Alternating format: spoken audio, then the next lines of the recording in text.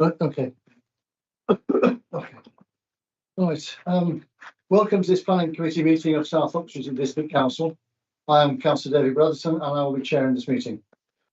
May I remind everyone this is a meeting in public, not a public meeting. Only members of the public who have registered to speak are allowed to do so. I will call on to speak during the appropriate agenda item. The meeting is being held in our offices in Abbey House, Abingdon. Committee members are here in person, but officers and speakers are able to join remotely. The meeting is being streamed live on the Council's YouTube channel for public viewing. This system allows councillors who are unable to attend in person to contribute to the meeting, but only councillors who are present in the room and hear the whole debate are allowed to vote. Some procedure matters. For speakers and the members of the public who have logged on remotely, please ensure that your microphone is muted and that your camera is off for the duration of the meeting until you are called to speak. If you share a presentation on screen, please make sure that you stop sharing this when it is no longer required. The Planning Committee meeting. Planning Committee is a decision-making committee of the Council. It is important that the set procedure is followed. All committee members have received a full report on each planning application. We will first hear from the planning officer, followed by the parish or town councillor, then objectors, supporters and local members. Each group will have 5 minutes to speak to the committee, after which members may ask questions of the group. The committee may then ask questions for clarification of the planning officer. Voting will be by show of hands. Members, please raise your hands clearly and keep it raised to allow a count to take place. If it is unclear how members are voting through a show of hands, I will ask the clerk to undertake a roll call of those present and how they are voting. A few housekeeping announcements. In the event of an emergency, please evacuate the building by the nearest exit, which is in the corridor immediately to the right of this meeting room, and then goes to assembly point 9 in the outside area beyond the fire exit. The Democratic Services officer here will assist you. And everyone, please ensure that their mobile phones are switched to silent or switched off during the meeting. Councillors and speakers in the room please be aware that the cameras and microphones are live for the duration of the meeting and will pick up most things that are said. Members of the public who wish to leave the meeting after their application has been debated are welcome to do so by the route previously mentioned. When the meeting is finalised, I will ask for confirmation that the live stream has ended. At that point, please leave the meeting and make your way out of the building, remembering to sign out as you leave. So back to the agenda. Agenda item 2 is apologies for absence. Thank you, Chair. Apologies for absence were received from Councillors Axel MacDonald, Tim Bearder, who is substituted with Councillor Georgina Heritage, and Councillor Ken Arlett. When it's the previous meeting, to adopt and sign as a record, the correct record of planning committee minutes of the meeting held on the 31st of January 2024. We have those in front of us. Proposal, please. Thank you. Seconder. Thank you. All those in favour? Thank you. Oh, sorry. Agenda item 4. Declaration of interest. To receive declarations of disposal of pecuniary interest, other registrable interest and non-registrable interest, or any conflicts of interest in respect of items on the agenda for this meeting. See none. Thank you. Urgent business. To receive notification of any matters which the chair determines should be considered as urgent business. I'll look to my clerk. Okay. Where are we next? I'd like to, Public participation. What I'd like to do actually is just bring agenda item 10 forward to this point of the meeting. Mr. Chairman, I would like to propose that we have a site visit in respect of item 10, the Horse and Harrow Main Street, West Hagbourne, so that the members of the committee can be familiarise themselves with the environment in which the Horse and Harrow is situated and the possibilities that the residents have for using this important community facility. Thank you. Seconded. Thank you, Councillor Coventry. Procedure now is that we don't debate it, we just vote on it. All those in favour of the site visit, please show. That is unanimous. Thank you very much. This is so that will be deferred for consideration tonight, and officers will organise a site visit before the next meeting. So just for members of the public that might come along to listen to the debate in respect of item number 10, Horse and Harrow, there won't be any discussion tonight. Apologies to those that have made a special effort to come here. No, Mr. Cooper's just walked through the door and is now actually astounded at what's happening. I'll confirm that again. Agenda item 10, the Horse and Harrow, has been deferred for a site visit and therefore will not be debated tonight.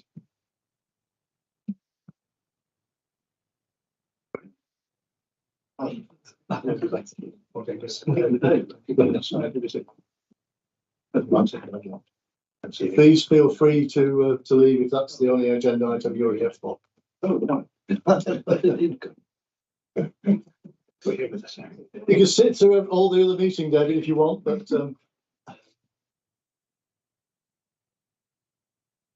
right. Okay, we'll move on, and we'll move on to agenda item 6 or agenda item 7. It was just addressing you there. Sorry, Sorry, I didn't catch you. oh no, I was just saying we've deferred the item that you've come to speak on. Oh. Yeah, so it will not be heard tonight. Okay, just as you walked through the door, we did that. So it's been deferred for a site visit, which will be arranged and you'll be notified in due course. Sorry, your journey was unnecessary. Okay. Okay, so we move back to agenda item 7, which is Oakdown Chalcart Road, Kidmore End, P23 S2067, and the planning officer is Victoria Clark. Victoria, over to you. Thank you, Chair. To recommend this application for approval. It's been called to planning committee by Councillor Dragonetti for concerns about the proposed building being a separate dwelling. The site lies within the village of Kidmore End and comprises a detached 2-storey dwelling known as Oakdown and its large garden. The site falls within the Chilterns National Landscape designation. The application seeks planning permission for the erection of an outbuilding in the rear garden of Oakdown to be used as an annex in connection with the dwelling. Amended plans were received during the course of the application, resiting and reorientating the proposed building within the garden in response to the tree constraints on site. The proposed building would be subservient in scale to the dwelling and would be of an appropriate design and massing in relation to its surroundings. It would have the general appearance of an outbuilding, and it is proposed to be single-storey and would have a maximum roof height of approximately 3.7 metres, with an eaves height of approximately 2.6 metres. The walls would be clad in timber and the roof would be finished in clay tile. Officers consider the design of the proposed building as in keeping with the character and appearance of the existing site, and it would not be harmful to the character of the local area nor to the Chilterns National Landscape. Officers consider the impact of the proposal on neighbour amenity as acceptable. The building would be sited close to the garden boundary with neighbouring property Brandock, but it would be positioned approximately 30 metres from the neighbouring dwelling itself. The proposed building would be modest in height and would not, in the opinion of officers, be overbearing on the garden of Brandock. Windows are proposed close to the boundary, and whilst these are ground floor windows, due to the low boundary treatment, a condition is recommended to require that the rear windows of the building are obscure glazed and fixed shut to prevent unacceptable levels of overlooking of the neighbouring garden. Officers also note concerns raised by consultees that the property could be used as a separate dwelling. However, the proposed development is for an outbuilding that will be used as an annex, not as an independent dwelling. And the acceptability of this is acceptable in principle, and it should be assessed against our extensions policy. An independent residential use would require a separate grant of planning permission. However, it's unlikely that an independent use would be feasible due to the lack of access. The proposal complies with the relevant development plan policies, and officers therefore recommend that members approve the application. Thank you. Thank you, Victoria. Okay, I have 2 speakers and the Councillor Dragonetti. First speaker is Sue Biggs of Kidmore End Parish Council. I guess that's Sue Guest on there, isn't it? Yes, Sue can you Biggs. hear me? I can hear you. You can hear me. It would be nice if we could see you, but Well, I've got my camera on, so I'm not sure why you can't see me.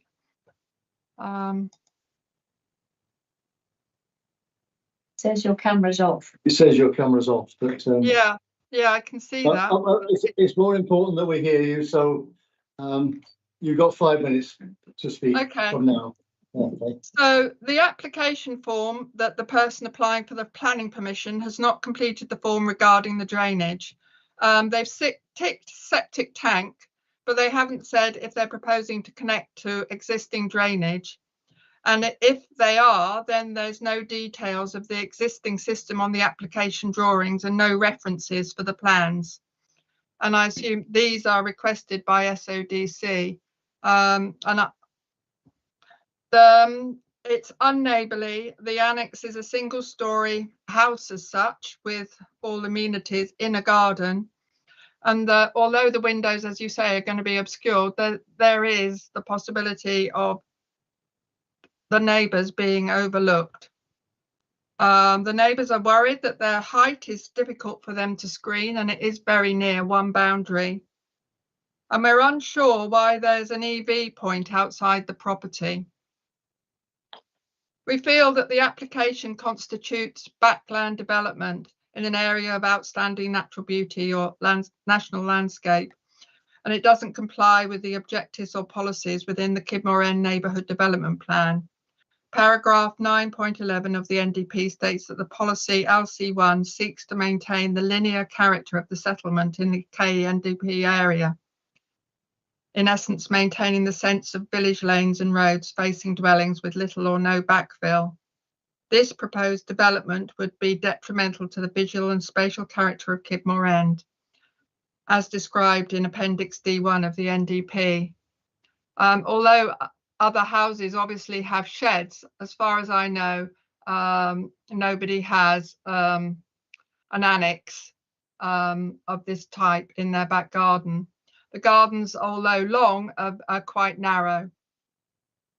The neighbour states that they understand that the structure is intended to be permanently occupied, which effectively means a new dwelling at approximately 1 metre from the boundary that will overlook the property. Therefore, the current plan will alter the rural nature of the back garden. There's obviously going to be light and noise pollution if somebody is living within this annex. And if the council is minded to grant planning permission, we would ask that there's no further permitted development. Thank you. Thank you, Sue Briggs. Can you hear me? I'm sorry, I wasn't sure whether you could hear me. It went terribly quiet.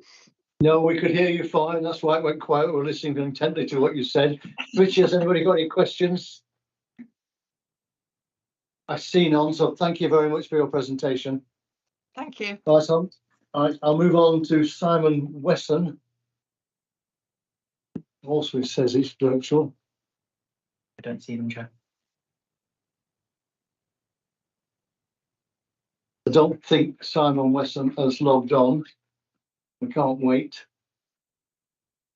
No, it's not. It's not there. Okay, so that's not there. And okay, so the next thing is the ward councillor, which is Councillor Dragonetti. He's going to wait to spend his 5 minutes talking to us.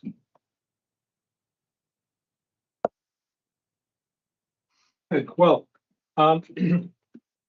annexes and back gardens aren't unprecedented in this district, and officers have informed me that there are a number of these ones that have already taken place.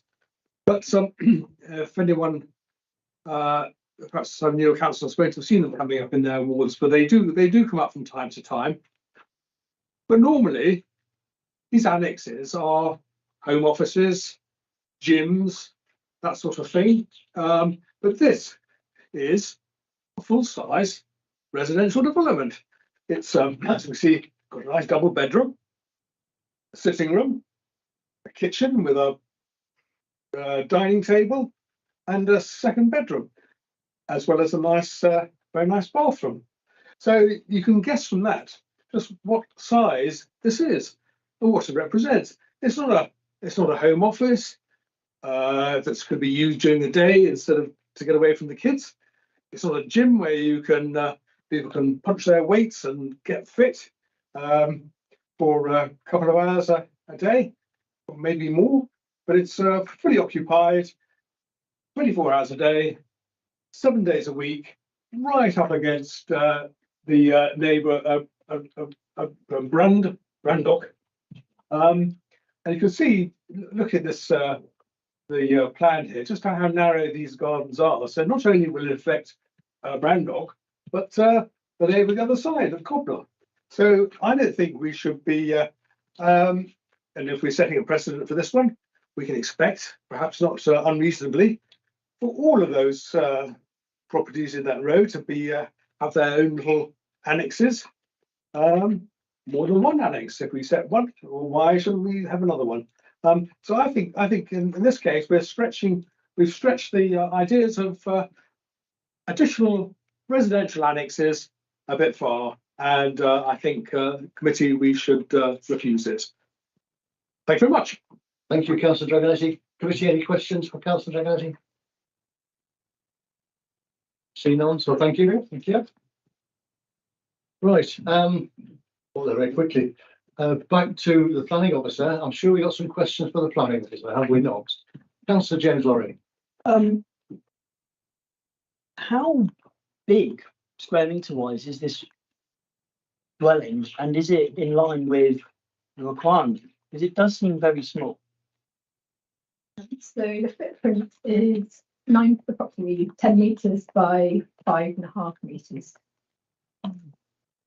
And in terms of national space standards, I'm not sure. In terms of an annex, it would be perfectly acceptable. But in terms of our policy, we don't have any requirements of minimum sizes. This is what we would support as officers. If it was a standalone property, a dwelling in itself, not an annex but a dwelling, would it meet the national requirements? Question. I think if we could have the opportunity just to double check that would be helpful. But Victoria's answer to that point was that as an annex, it doesn't have to meet those space standards, but we, for comparison purposes, we'll try and find that answer. Yeah. Okay. Councillor Heritage, you have a question? I'm going to go back to the parish councillor, if I may, and just ask about the drainage. There seemed to be a question over the drainage and had it been submitted, and I would just like some clarification on that, if I may, and also perhaps the EV point as well, the need for the EV point. Yeah, so in the application form, we ask how they will connect, and they tick the septic tank. I've had confirmation from the agent that there is an existing septic tank serving the dwelling in the rear garden, and the intention to connect to that. So there's no dispute with that, if you like. No, it's not questionable or an area of concern. And to do that, and in terms of the EV charging point, that's actually for a mobility scooter. I've just realised I've missed that. Yeah, there isn't the space to get the vehicle access outside of the house. So to all intents and purposes, this genuinely is an annex potentially for an older person who or somebody who needs mobility, a mobility solution. Okay, thank you. Councillor Gordon-Green. Can I get a clarification on 6.8 under the residential amenity heading? That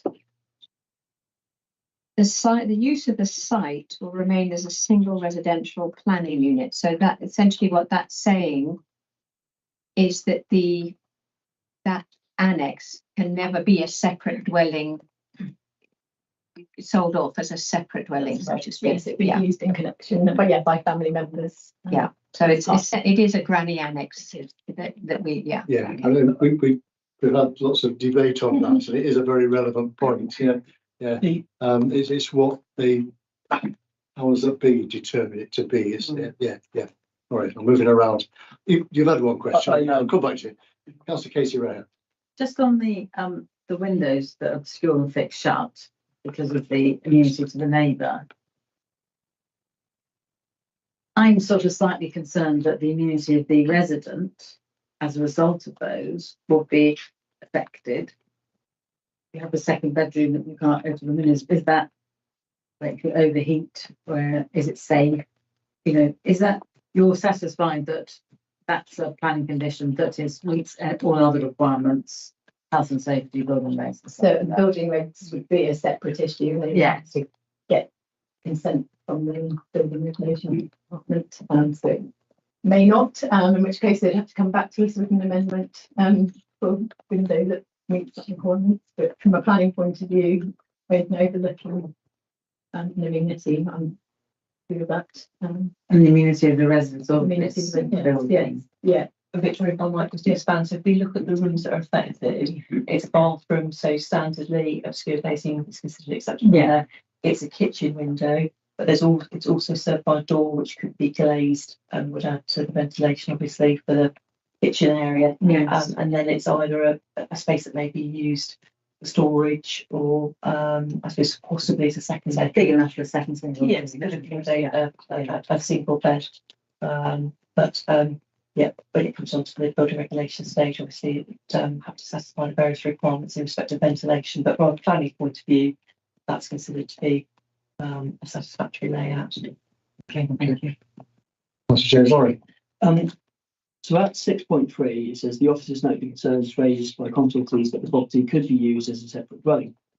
However, it is unlikely that an independent use would be feasible due to lack of access. What's the sort of, is there anything to stop them renting it out as, say, an Airbnb, or, because that's quite a common thing at the moment, having annexes in your garden being rented out as Airbnb. At that point, it ceased to be in connection with the main use of the dwelling by relatives, so it wouldn't meet the definition of an annex.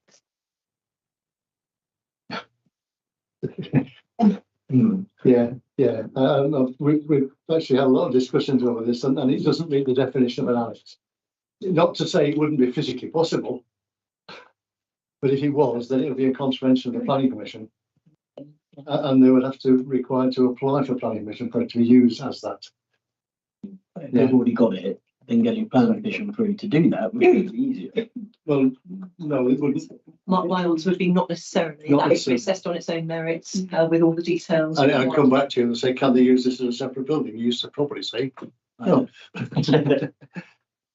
Chair, through you, we can come back on the national space standards for students. Yes, it's a fair question. James Norris' question.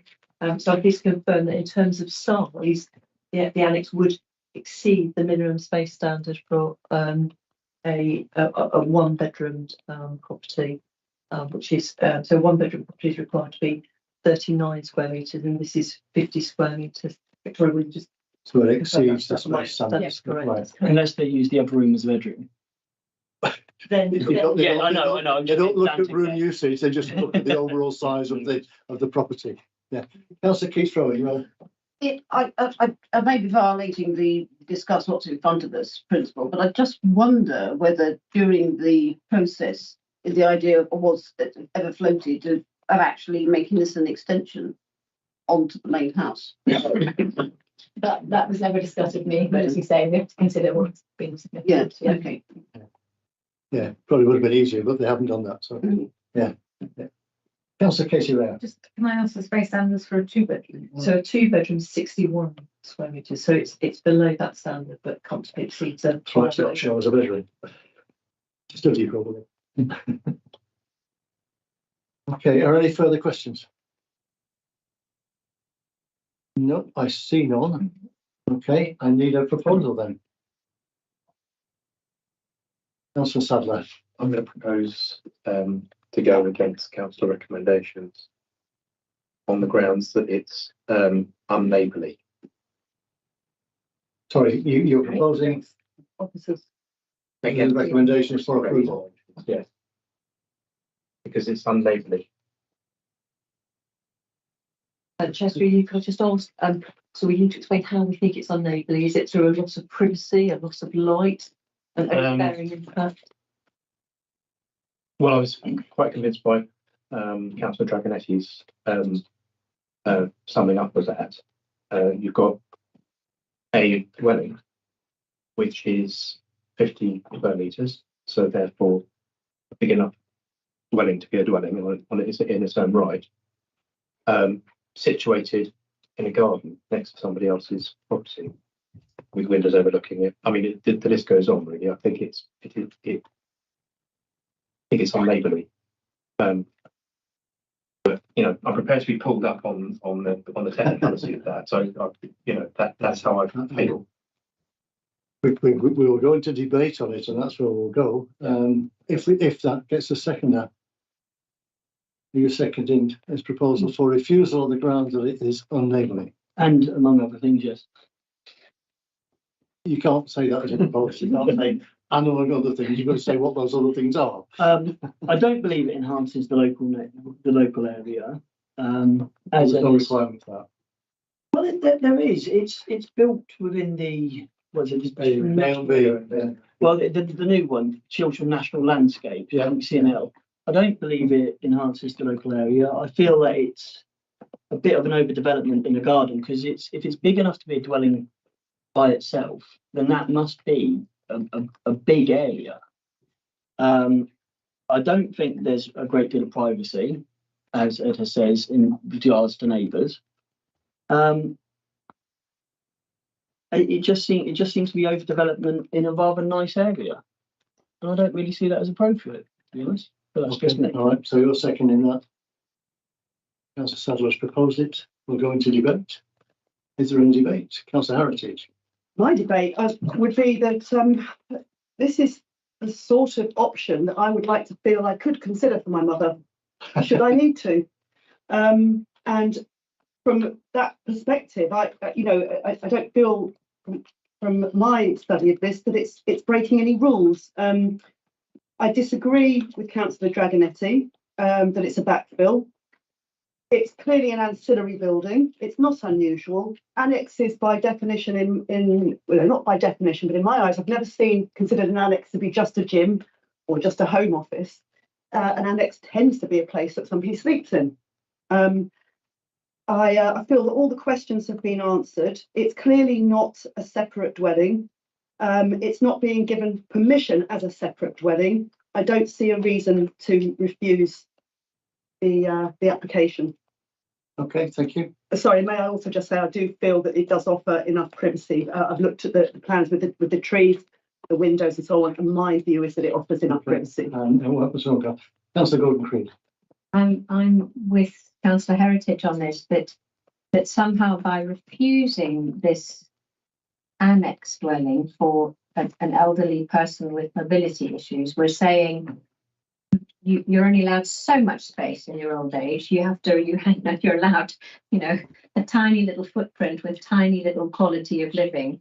To my mind, if this is genuinely for a member of family, then how good is that in terms of the shortage of that kind of support and living that we're currently all facing? So what essentially we're saying, without being able to do something like this or making it really difficult, you've got to go off somewhere else and pay a fortune somewhere else and be separate from your family. So for me, this kind of I think all the unneighbourliness issues have been dealt with, and if it sets a precedent in that area, well, good is what I say to that, because maybe there'll be a community of annexed people in their garden, or So yeah, I'm supporting the officer's recommendation with this one. Councillor Manning.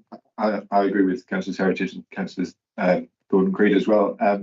I personally have an annex which is not a dissimilar size to this, so there's an element of self-interest there, and my neighbours actually have annex envy. They are very jealous of the annex that I've got. Equally, I know it was raised about the possible extension. I think that would have been more intrusive on the neighbours, whereas this is actually further away from the neighbour's house, so this seems like actually a more neighbourly answer, in my opinion.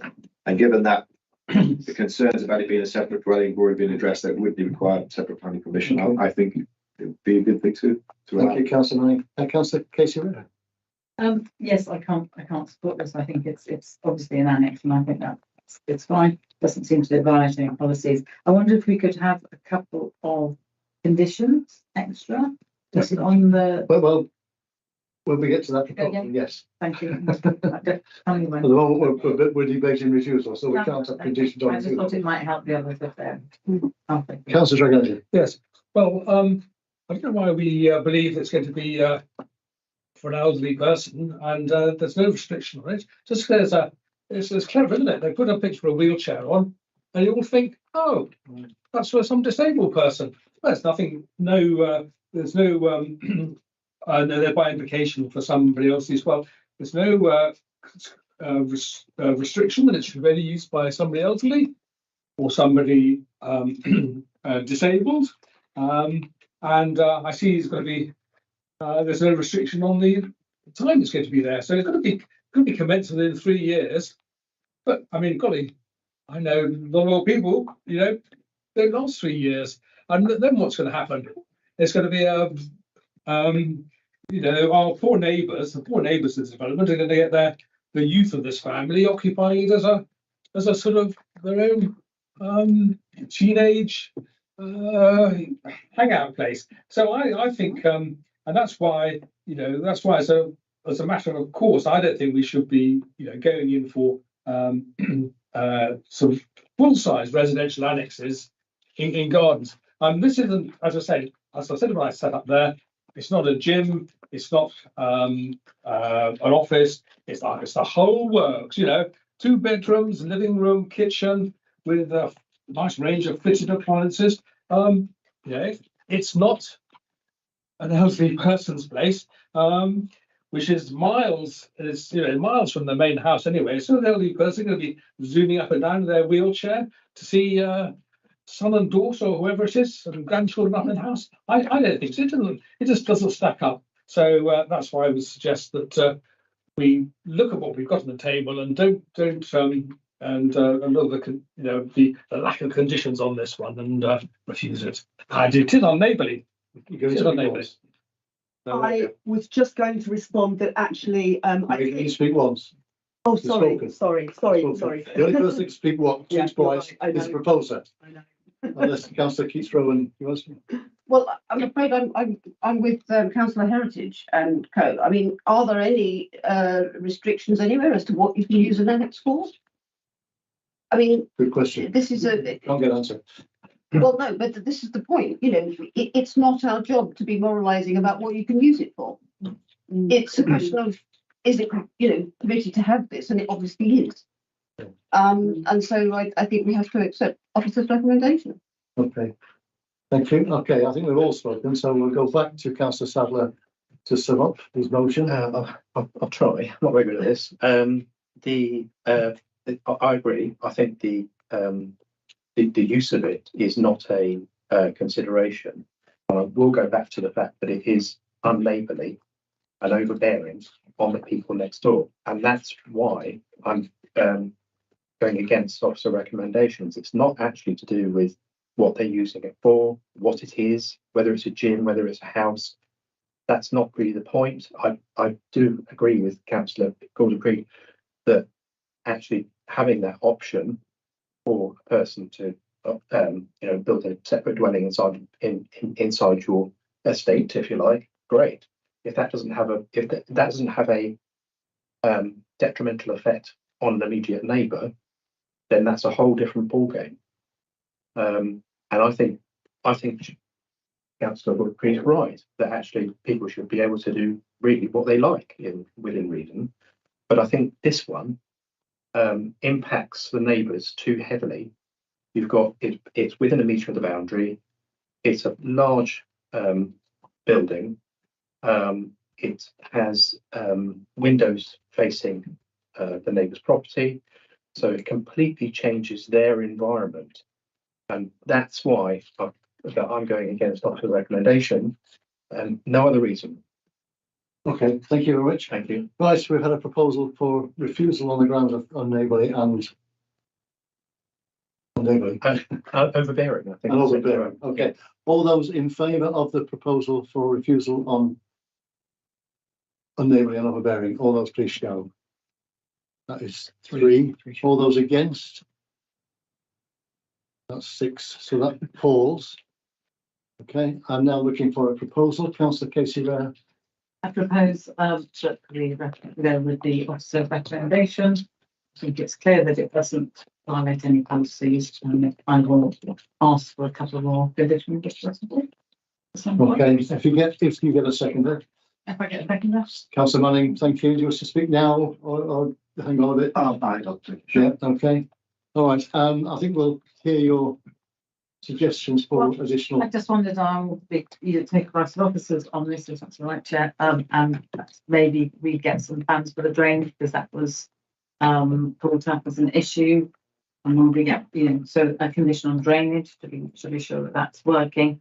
And just because of the issue with the neighbourliness, maybe a condition on external lighting, so that it's facing downwards or very minimal, or something that will make the neighbours. I'll look to my right to see if they'll accept those suggestions. Thank you, I think Chair. the answer is I think those sound reasonable in terms of, I think with the drainage, although we have some details, we can talk about it being carried out in accordance with those details, or if for any reason the septic tank arrangement isn't suitable, we require alternative details, so we'll phrase something around those. And I think a scheme of any external lighting of the unit, I think that's a reasonable condition to both from a character appearance point of view and also in terms of protecting amenity of the nearest neighbour. So okay. So we've got those two extra conditions. I open it for debate. Councillor Sadler. Is there any mechanism to put an extra condition on to stop it becoming an Airbnb? Yes, I think quite recently there have been appeal cases where the council have tried to put that condition on, and the appeal inspector has said he doesn't think that's appropriate. Yeah, because it's covered within the planning system anyway. Yeah, because it said it's an annex, it is only an annex, and if they want to move away from that, then they will have to apply for a separate planning. And the appeal inspector is saying that's the way you've covered it. You don't need a condition. So a reasonable request, I think, Councillor Sadler, but that has already been discussed at length at a higher place than we are. Councillor Gordon-Creed, you wish to... I'm just checking, is it appropriate for me to just ask one more thing of the planning officer, and that's all we've done with that bit? We're in debate, but if you debate it but then ask the question rhetorically, then we might actually be able to answer it. Well, I just wondered about the definition of annex being for family member, and and the EV point being for mobility scooter, and I just wondered if the planning officer was satisfied with the what's been reported with regards to that. I don't think it is for a family member. That's what it says. Oh, okay. Well, we're told it is. No, But that's not what the application is for. It's an annex. It's in addition to the house. Okay. Yeah. I think I can offer some reassurance Yes, okay. insofar as the description of development refers to it being an annex. And so that is our tie, and if it's used not as an annex, then we argue that the planning commission's own right has to be the subject of a separate application, and we assess that on its merits as and when that happens. In respect to the EV point, I'm afraid I don't think a condition around that would be reasonable. No, We're I very just wondered encouraging of where that came from. Like, how do you know it's a mobility scooter? What was your so that was information provided. Yeah. Okay, right. We're in debate. Is there any debate? Otherwise, I'll go back to Councillor Manning, who has not spoken as a seconder. I'll go back to Councillor Manning. I think most of it's been said. I'll just add that I think the planning provisions are already in place to protect it from some of the biggest concerns that have been raised. Okay, and now go back to Councillor Katie Rare to sum up. Yeah, I think just the concern about the EV point, I think that was put out because there's no access for a vehicle, so I don't think we should worry about that. I think it, as I said, it complies with our policies, and if we're concerned about an AONB, we can put those conditions on that, I said. Okay, so we'll propose on the board for officer's recommendation of approval. All those in favour, please show. Which is 1, 2, 3, 4, 5, 6. All those against, which is 3. That is carried. And yeah, will be approved. Okay. So agenda item 8 and 9 are very, very similar. And I propose that we take the debate together, all the information coming together. We will have to vote on them as separate items.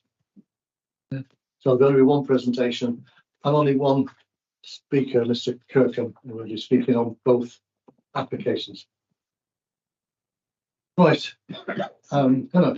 Would just have to give me a second. Technology. Technology, waiting for technology. Oh, God. Why do we have to have it? I must say at this point, I don't know whether did Miss Bindoff send a note around or not? Yes. She did. She did. Yeah. You will all have had a note from Washington Council. Yeah, she did apply to speak, but was late, only marginally. But I suggested you send you all a note, and then you'd know that the position of Washington Council is to support this. Again, Yeah. I don't have any. Yeah, and Chair needs Yeah. the councillor's present this evening as well. Sorry. Student office. Oh, she's here now. To listen to the debate. Yeah. Yeah. I've managed to share something that's completely wrong. I'm stopping sharing. I have no idea what it is. It's an email. I don't know what email it is. We'll just pause. Okay, let's start again.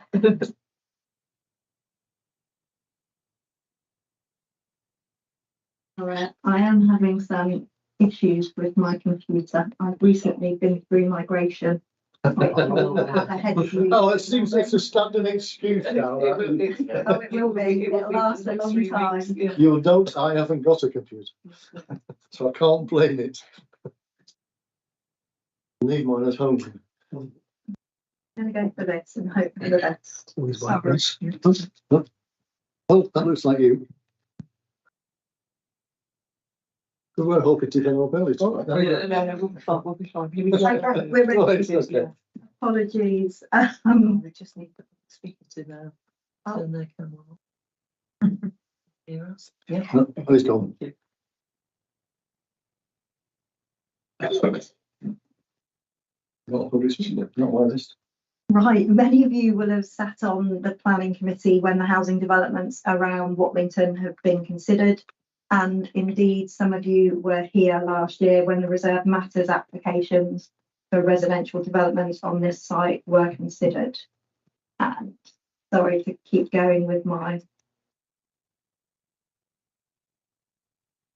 not moving, is it? No. Emma, I can step in if you like. I've got it ready to share if you want. Sharon, that would be Okay. wonderful. Thank you. I'll stop sharing. So anyway, yeah, many of you have sat on the committee when the housing developments around Watlington have been considered, and some of you were here when the reserve matters were approved, which was last February. As a quick refresh, for those of you who are not aware of the background, the application site covers 2 fields that are allocated for development in the Watlington Neighbourhood Plan. The overall site has an extant planning permission across the 2 fields for 130 new homes. So the site, which is being developed by the house builder Redgrow, if we can go on to the next one, please, Sharon. It's shown in purple and orange on this plan and forms part of the route of Watlington Relief Road, which is referred to as the Edge Road in Watlington Neighbourhood Plan. The Edge Road is an integral part of Watlington Neighbourhood Plan, as it would divert traffic around the town centre to reduce congestion and improve air quality. So parts of the Edge Road will be directly delivered by developers, where the road forms part of the housing developments, and then other parts will be delivered by the County Council. The County Council will be delivering the roundabout into the site, which you can see just on the orange bit. Thank you, Sharon. And the 2 applications before you tonight are for temporary accesses to enable Red Road to access the site whilst the County Council construct the roundabout. So the first on the agenda, which is P22S1640, is a temporary access for construction traffic, and that's detailed on this plan. And it's also in Appendix B of your report. And then the second item, P22S1642, is for a temporary access to the show home and sales area, and it would also be used to access the first phase of development. Again, it's shown in Appendix B of the agenda, so that's flipping on to the second item, so we can see them both together. So the applications are before the committee as they were called in by the previous ward member. predominantly about concerns in relation to the routing of construction traffic. Construction traffic management plans have been agreed via conditions that were attached to the planning permissions for the housing. And as such, the route of construction traffic is not a matter to be assessed under these applications. I've got just one update for members, and that's that I'd like to amend the detailed wording of one of the conditions on each application. It's the end of permission condition. So that's condition 5 on P22S 1640 and condition 6 on P22S 1642.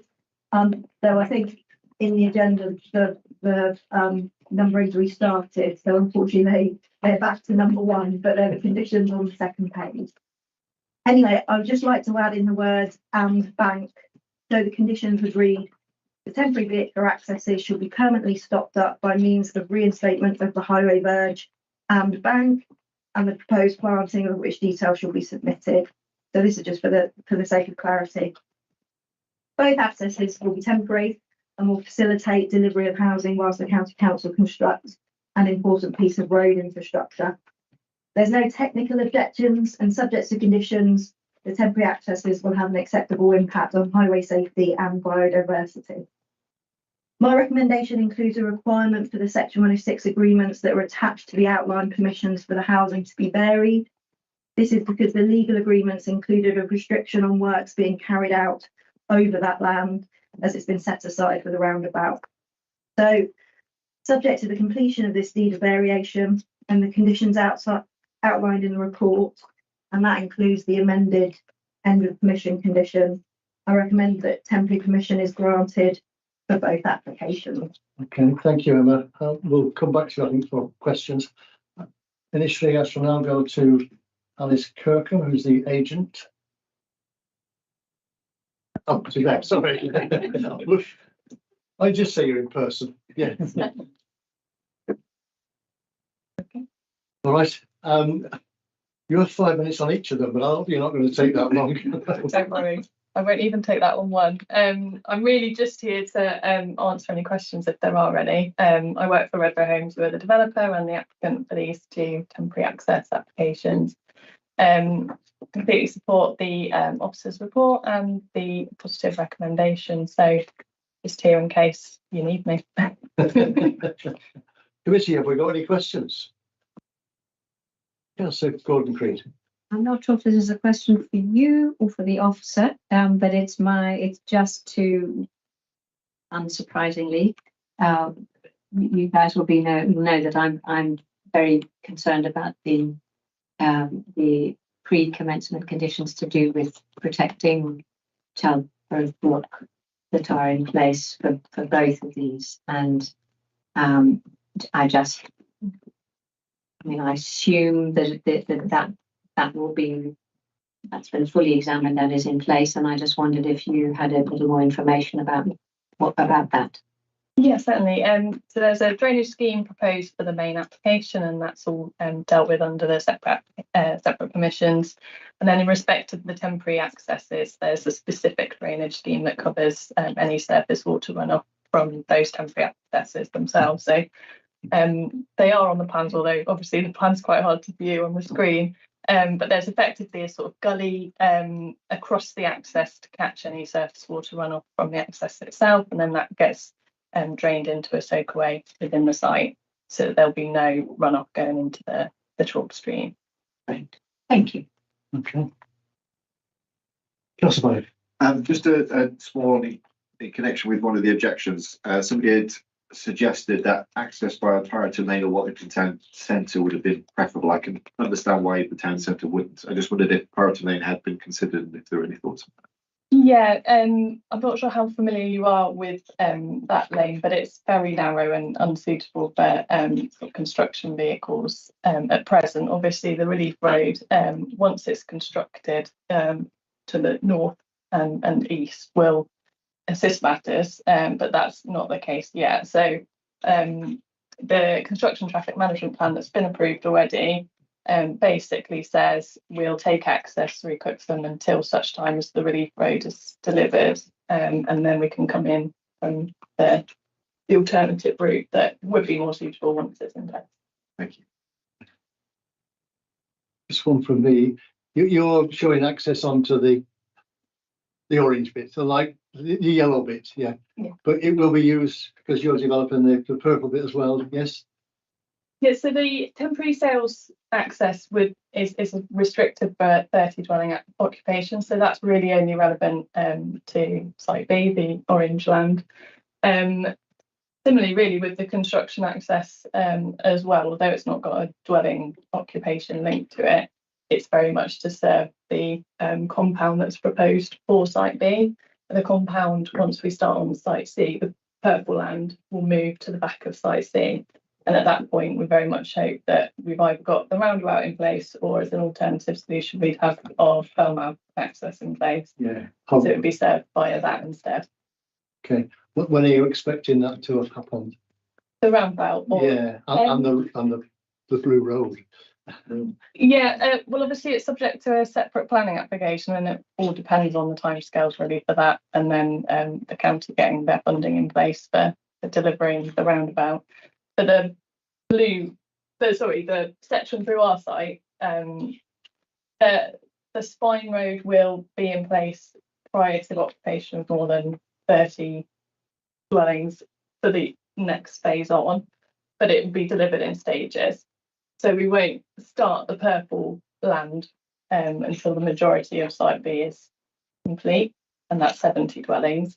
We'll then move into the purple land after that, and so that will be progressed as we go. And you'll be using the spine road for access to that, is what you say? Yes. Yeah, exactly. Okay.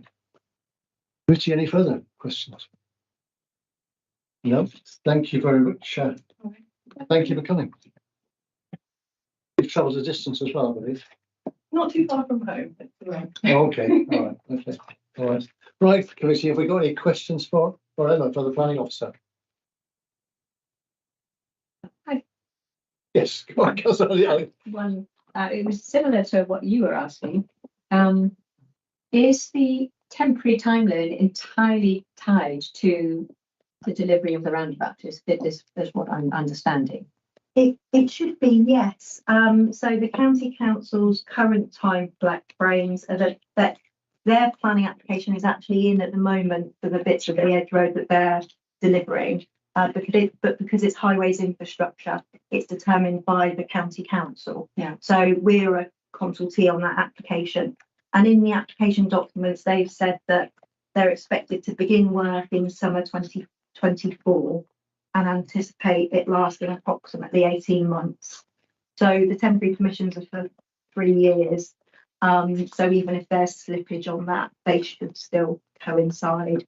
And in terms of varying the legal agreement that was attached to the outline planning commission, I think there'll be some conversations between the county and the applicant about how that can be varied to ensure that everyone can get into the site as and when needed.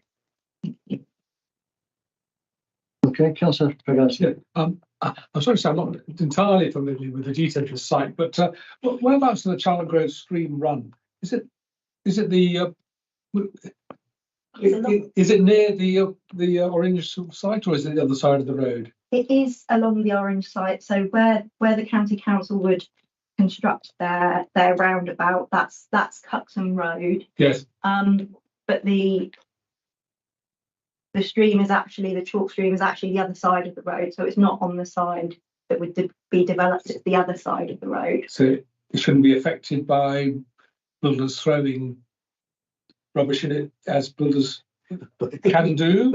I would hope not. And of course, the county council's application, it involves building over it. Yes. So yes, that's something that they're looking at the minute, and the Environment Agency will be heavily involved. Good. So, thank you very much. Okay, well, that's not subject to this application, so no. Okay, right. I think we've finished. I need to go in the proposal. Well, we'll have to take the first one on the agenda first, which is P22 S1640. Yeah. I propose that we follow officer's recommendation. Okay, is that seconded? Yep, thank you. Is there any debate? I don't think there's any debate. Do you wish to speak? No. We'll go straight to the vote then. All those in favour, please show. Thank you. Right, and then we go to P22 S1642. Do I have a proposal? Thank you, Councillor Heritage. I'll second that. Okay. Is there any debate? There's no debate. Can we go straight to the vote? All those in favour, please show. Thank you. That's that's unanimous. So thank you very much. Thank you, and I'm very sorry for the IT issues, and I absolutely shouldn't be blaming migration. I think it was user error. It just looked really different to what it used to look like. It's migration. Just blame migration. It's okay. Yes. Right, we'll go to planning application. Yeah, I think we're done. P23 S2494. Unless of course you need a break. Does anybody want a break? I'll let you one quick one. One quick break. A quick break. Okay. Yeah. 5 Okay. minutes. For those online, we are going to defer for a few minutes for a quick break, but we'll be right back.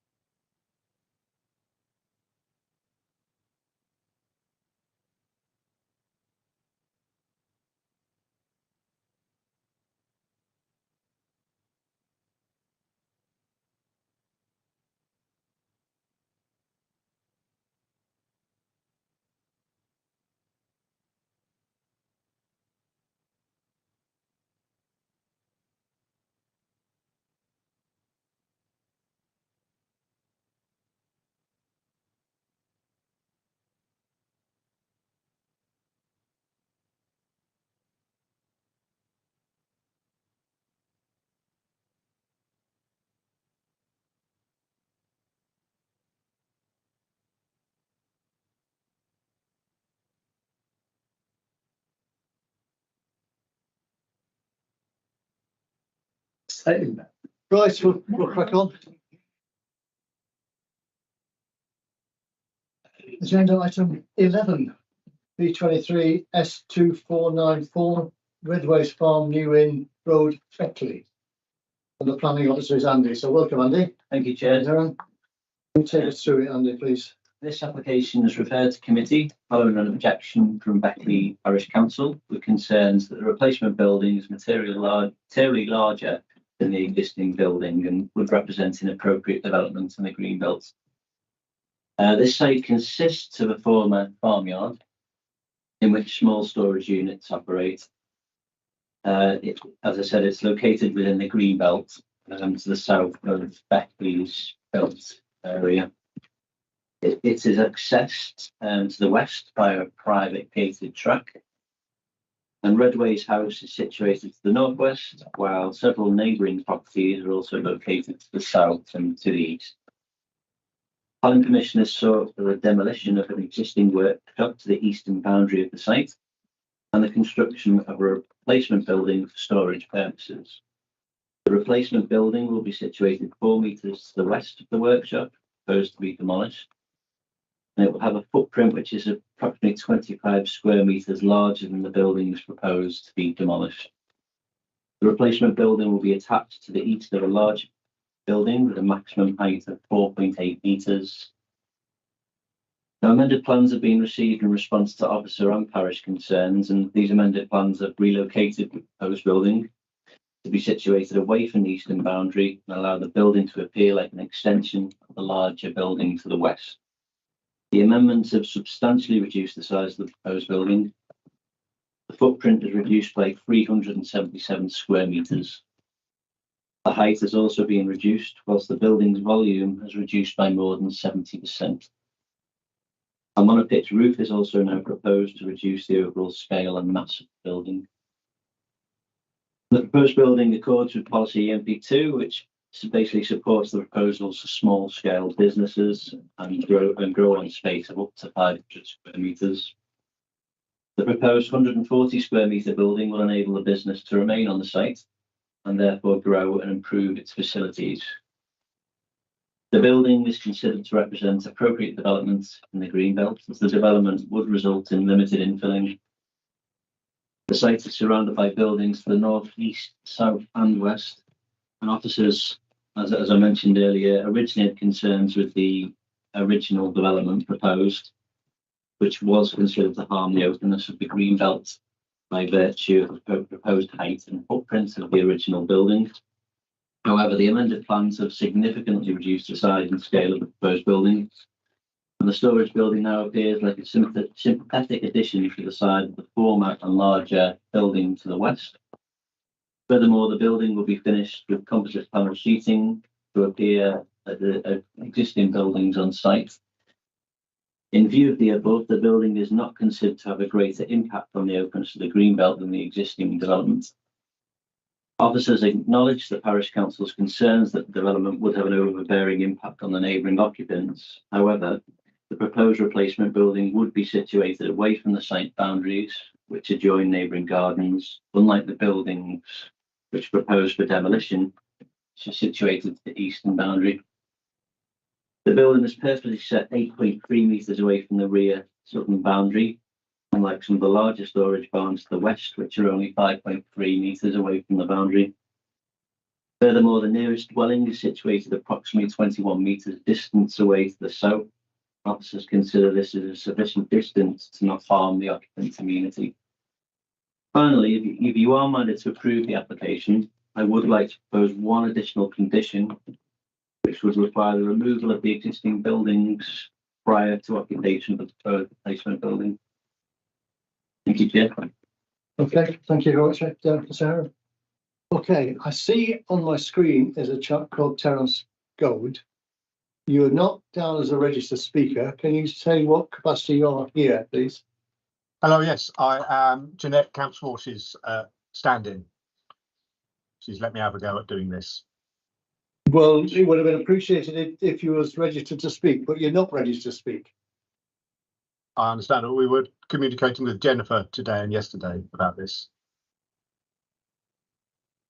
Yes, that might be your agreement, but the agreement to speak is done with the council, with this council, not between yourselves. However, No, in this no, it case, was with a member of your staff, which member of staff? Jennifer. I only remember her name because it's the same as my wife's.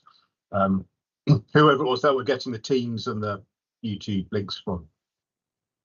We'll look into it. So Jeanette sent We'll it. look forwarded into on that, to me. but no Thank one you. has got any association with this committee has received your request. However, Okay, having well, said that, this report was created by Jeanette. So all credit to her for this. not really relevant, but I will allow you your 5 minutes. Thank you. Okay. The time starts now. Thank you. Next slide, please. So here we have an aerial view of it, which you are familiar with, I think. Next slide, please. The amended plans, it is an increase on the size of the buildings that exist already, which you're already familiar with. Next slide, please. So although it's caged in the framed in the, it's smaller than what we were proposing. It is still bigger than what is there at the moment. The application refers erroneously on several occasions to replacements of an existing barn building. It's not the case. It's on undeveloped green land. It's currently a free area. The new building is larger than the buildings that have been demolished. It will have significant visual impact. Will be a significantly larger visually building. It's closer to properties. It's likely to overshadow them. Negative visual impact. We do not agree that the planning statement of the new building is attractive or will enhance local character. Come on, it's a barn. They aren't attractive. The mature plants that are native deciduous, so they're only going to screen it during the spring, summer, autumn. For half the year or so, they're not going to screen it much at all. Next slide, please. So. It says in the accompanying documentation that the farming estate is within the village settlement. It's nowhere near the village. It's very much out on its own in the green belt, land in what should be open countryside. And as such, it would have greater impact on the cause and harm green belt. It is not permitted development within the green belt. It will increase traffic from larger commercial vehicles. The whole purpose of it is to store stuff, more stuff, which is going to mean more traffic. As an aside to this, I noticed in their application they said it would be for more employment opportunities. It's not. This is just for storing stuff. People aren't going to be working here. They're just storing stuff and having lorries going to and from it. And in fact, arguably, by knocking down a workshop, clues in the name, is where people might be working, they're knocking that down. I don't think it's enhancing the local character either. Next slide, please. So here are all the reasons that you can build, and it doesn't comply with any of these. I'm sure you're sort of familiar with all of this, and no need for me to read through it all. But none of the reasons basically for allowing this apply. Next slide, please.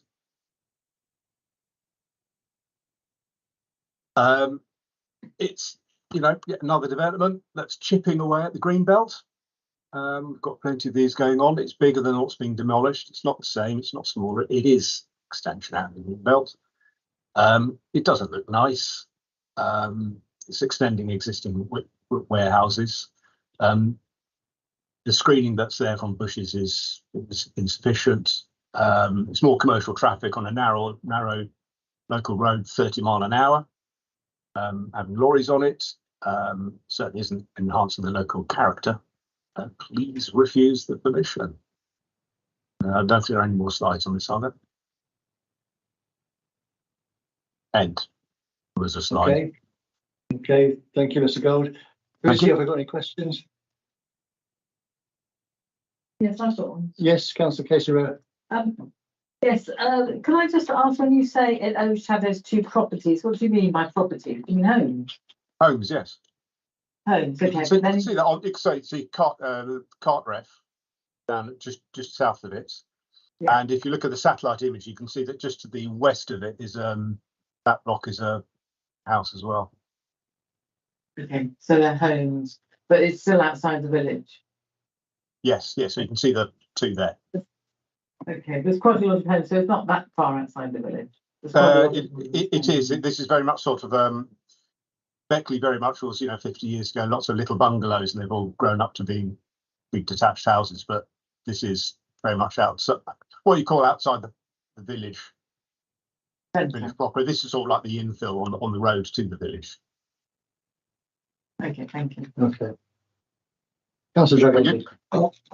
Thank you, Richard. Very useful to see that aerial photograph. It appears to me that north of this new extension, there are existing warehouses. Is that right? Or buildings? I believe so. Is that right? I believe so. And between those two, yeah, who have been highlighted at the moment with the cursor, between them and the new building, is that sort of a concrete yard, is it? Yeah. So, I mean, I love the green belt, but I can't see that looks particularly green to me. I think if you're looking from an adjacent property, whether the colour of the ground is quite different from having a several metres high building, isn't it?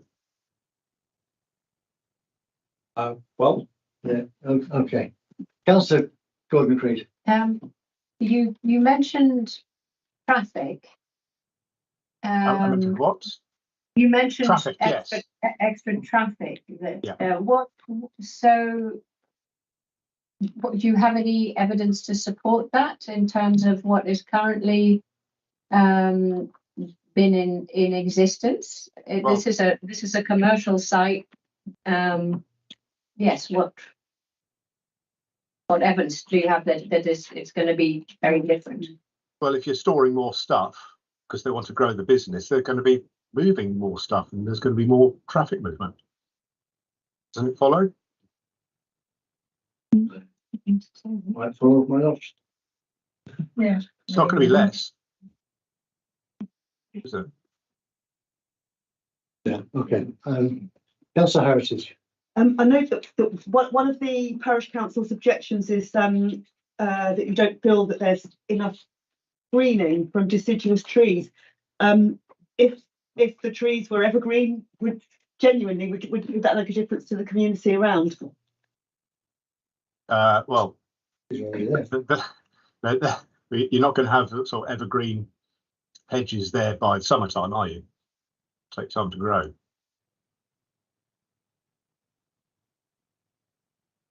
Okay, thank you. That is only one aspect of the objection. Well, okay. I think that might be a better question for the. Yeah. Okay. Thank you very much, Councillor Gold. Thank you. Thank you. Yeah. Thank you for your time and presentation. Yeah. That was a good enough substitute for Gen X. Right, my next speaker, Tim. Welcome. You escaped from the council meeting. Well, yeah, we're just about to take the vote, so this is not the best timing. So I'm very sorry. Sorry, I'm going to the agent first, Tim. Okay. Yeah. Okay.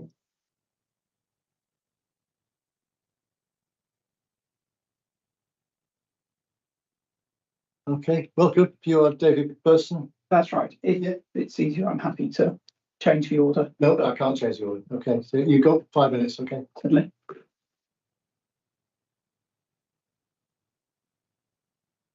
Yes, I'm David Burson. I work for JPPC with the agents for the applicants. You've already a comprehensive report from your officer that gives a detailed assessment of the proposal's impact and its compliance with your policies. They conclude that it is supported in principle and won't result in harm to neighbours, the village or the Greenbelt. And so they recommend that permission be granted. We, of course, agree with this assessment. The application is before you tonight because of the objection from Beckley Parish Council. Their comments are addressed in your officer's report, but we thought it useful to give you some extra clarification. The objection is broadly on three issues: the impact on neighbours, traffic, and greenbelt impact. The proposed building has been designed to avoid harm to neighbours' amenity, and we highlight that no objection has been raised by any of the immediate neighbours to the site.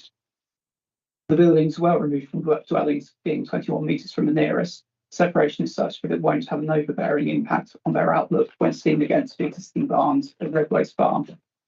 The position of the proposed building also prevents overshadowing. It is to the north of the closest neighbour, Cartwright, and so shouldn't cast a shadow.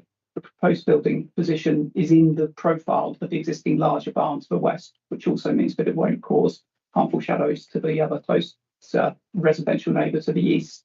It's also further removed from the existing buildings on the boundary, as your officer noted. The proposal shouldn't noticeably increase traffic to the site, as it's to provide additional storage to a business that's already in situ and replacing some existing open storage. Notwithstanding, the position of the site on New Inn Road means that any traffic won't have to pass through the village. Finally, concerning the greenbelt, the impact on the proposal is acceptable. It is an appropriate development as confirmed by your officer. You will have seen from the photographs in your officer's presentation and the aerial photograph in your committee papers, the site of the proposed building is currently used for open storage. It is part of the established yard with larger commercial buildings to the north and west. We must correct the Parish Council's suggestion that the proposal site is undeveloped. It is not. It is previously developed land as defined by the MPPF. We also confirm that it is a replacement building. On that note, we welcome the officers to suggest a condition on the demolition of the buildings that are on site there. The greenbelt status of the land doesn't place a moratorium on all new buildings. It does, though, limit support development that is considered appropriate, which is strictly defined in the MPPF. One category of appropriate development is new buildings that are provided as infill or through the redevelopment of previously developed land, which does not have a greater impact on the openness. Your officer considers the proposal to be such a development and so recommends permission be granted. The impact of a proposed building on openness must be considered in the context of its established surroundings. In this case, it's a modest addition to the established buildings at Redways Farm. Although slightly larger than the workshops that are being replaced, it adds less than 2% additional floor area to the existing buildings in the yard. It's provided alongside larger barns within the confines of the established commercial site on land currently used for open storage. Development makes the best use of existing developed land, avoiding sprawl as desired in the greenbelt. The former materials of the building have been proposed to reflect the agricultural barns, including the former farm buildings at Redways Farm. This preserves the agricultural character of development in distant views, and through this, the rural character and sense of openness in this part of the greenbelt. In short, the proposal maintains the openness of the greenbelt and supports the purposes that the land is included within it, and so it is supported by greenbelt policy. We fully endorse your officer's conclusion that the development is appropriate. There are not considered to be any other impacts that might arise that would merit a refusal of planning permission. We therefore hope you can support this application, wholeheartedly agreeing with your officer's recommendation. Okay, thank you very much, Mr. Wilson. Richard, has anybody got any questions? No, Councillor Dragonetti. Yes. I see the on this the application you've got some large doors. Is that right? On what will be the south side of the lower end. So those are those two there. Yes, that's right. Those are the doors in the northern elevation, so facing on to the serviced yard. I'm sorry, the northern elevation of it. That's right. Well, so it's a little like that to me, but isn't it higher at the? Is the high bit at the north end, or is it the higher side is the northern side, the lower side is the southern side, right. Faces the neighbour. And okay, so the doors are on the north side, are they? That's right.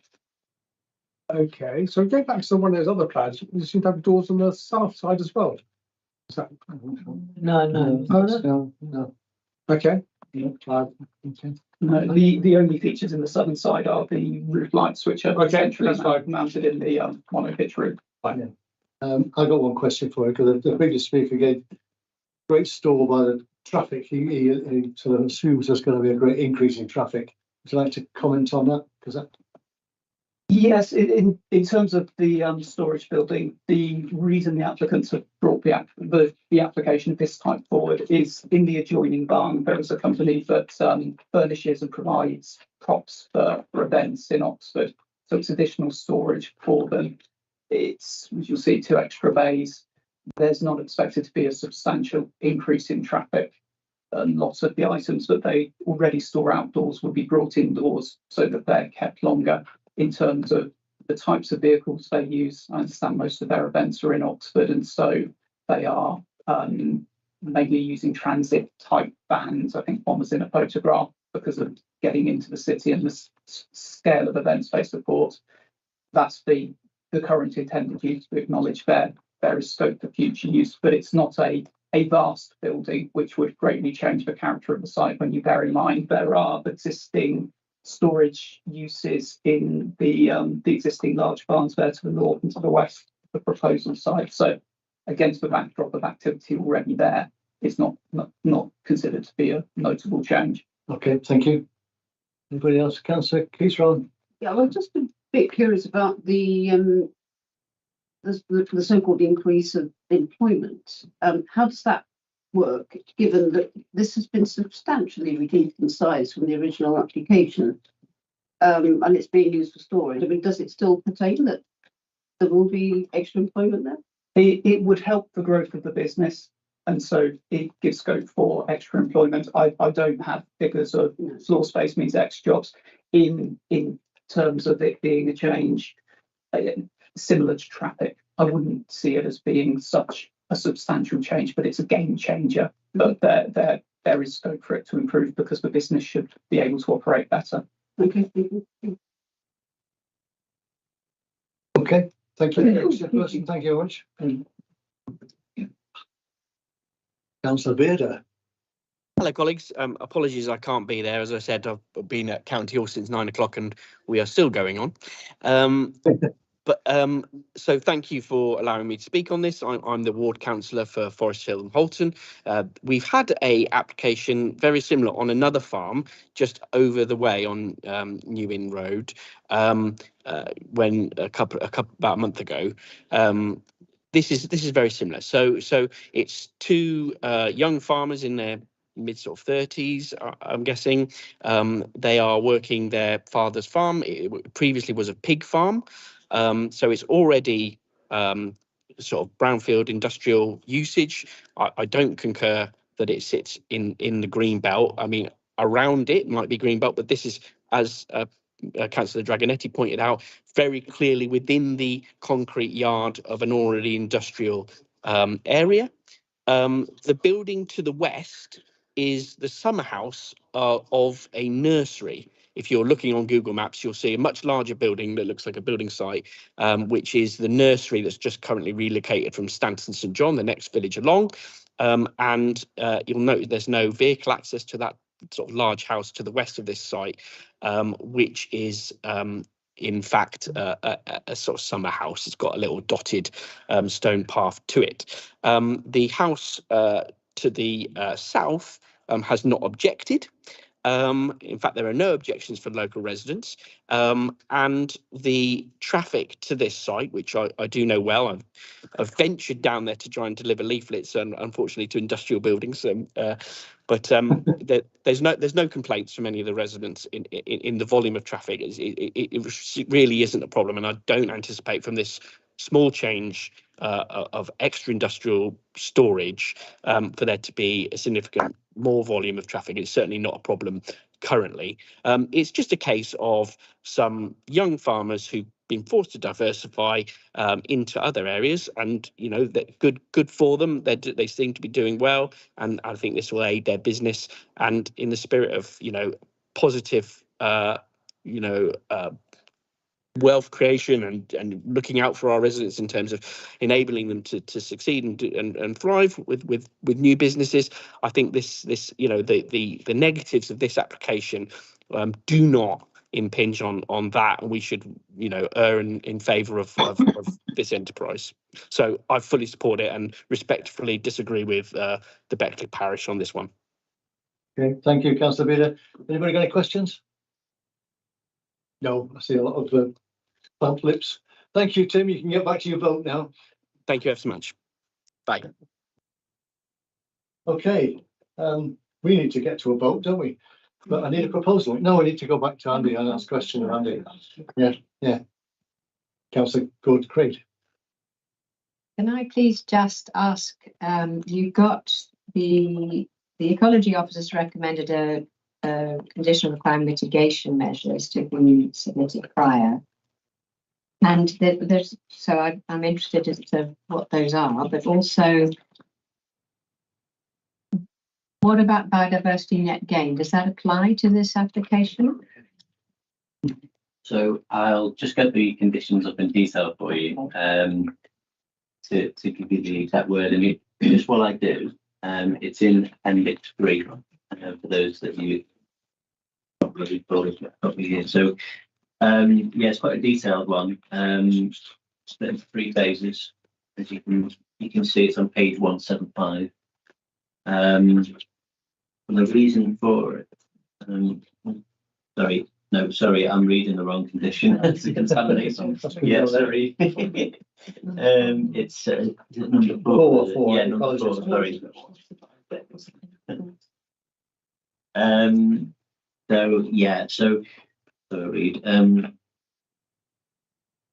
They require, prior to commencement of development, a report from a qualified ecologist identifying mitigation measures before any construction work. And the reason for it is to protect important ecological receptors. So in terms of the second question, in terms of biodiversity, it's not coming into force. It's only for major applications at this present time. I think it's coming into force for minor applications in April. So it's not something we can ask for in terms of biodiversity net gain at this stage. It strikes me that if you planted a plant there, it's concrete at the moment, so anything's going to be better than nothing. Well, exactly. Yeah. Right, sorry, questions. Any further questions? Yes, Councillor. The parish council said that there was something about the replacement of a building agreement should not be bigger than existing. Yes. Say why this is 25% bigger. Did you say 25% bigger? This is yeah. So to clarify, you probably I'm not sure whether I haven't included them on, but the sheer size of the original was we have great concerns with in terms of the impact on the openness of the green belt. It's significantly reduced. I think I've said in the report it's about 70%. So to clarify, the floor space is only 25 square meters more than the existing. So it's not significant. So it's bigger but not significant. It's bigger but not significantly big at all. That was another question. Councillor Case, sorry. Gordon Creed. Sorry. You added a condition about requiring demolition before commencement. Why? So purely to prevent the existing building from being used. Okay. And that is implied along that's an implication that goes with that condition because it's not specified. Yeah. So it's not included in the pack. But essentially, what would be worded is to say prevent occupation of this new building or change of use or whatever until it's been demolished. Okay. Yeah. I think that's a case of officers being wise after the event. It's happened in other areas, so we're actually trying. I just wanted to clarify that was why I assumed why, but I just wanted it's not. I don't think it's a slight on these particular applicants. It's just to hedging bets against what's happened previously. We've got caught out. Perhaps in that demolition there might be a bit of earth left from a tree or something. If you're listening. Right, have we all the questions we need to ask? Yep, okay, so I'm looking for a motion, please. Councillor Keats-Rowan. I propose we accept offered recommendation. Okay, thank you. Is that seconded? Councillor Heritage, thank you very much. Wish to speak now or wait for after debate? I'll reserve. You reserve your right. Okay, Yeah. so we're going to debate. Is there any debate? There is no debate. So Councillor Heritage, back to you. Well, my feeling is that it's within the hard standing. It's within an area of existing commercial industrial building. The real issues, if you like, have been addressed previously to minimise impact. There's no objection from neighbours, and I think we should encourage business where it doesn't impact the local environment, and I don't feel this does. Okay, thank you. Councillor Keats-Rowan, to sum up. And indeed, I agree with all those points. And although it's not necessarily a planning consideration, I do have every sympathy with young farmers that do need to diversify. I lived for 13 years on a farm and I know what it's like. So I have a bit of a sympathy there, but it just seems to me that there is every reason to accept this, and there's no compelling reason not to. And therefore, I think we Okay, thank you. So with Andy's amended condition, we'll go to the vote. All those in favour, please show. Thank you, that's unanimous. So thank you very much. And it's only 7:30. Bertie, please could we end the broadcast?